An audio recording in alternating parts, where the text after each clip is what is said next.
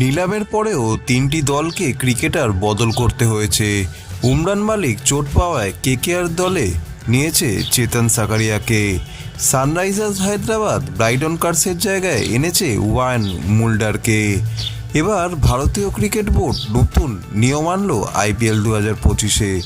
আগে দলগুলো প্রথম 7টি ম্যাচ পর্যন্ত খেলোয়াড় বদল করতে পারত, এখন সেটি বাড়িয়ে করা হলো 12টি ম্যাচ। অর্থাৎ গ্রুপ পর্বের শেষ দিকে যদি খেলতে গিয়ে চোটের কারণে খেলোয়াড় বদল করতে হয় তাহলে তা করা যাবে।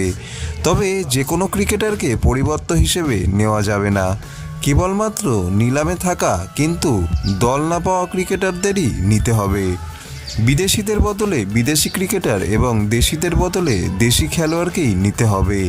তবে যদি কোনো ক্রিকেটার নেট বোলার হিসেবে থাকেন তাকে রিপ্লেসমেন্ট হিসেবে নেওয়া যাবে না। এই নিয়মের ফলে IPL-এ দলগুলোর বিকল্প তৈরি করার সুযোগ এবার আরও বেড়ে গেল।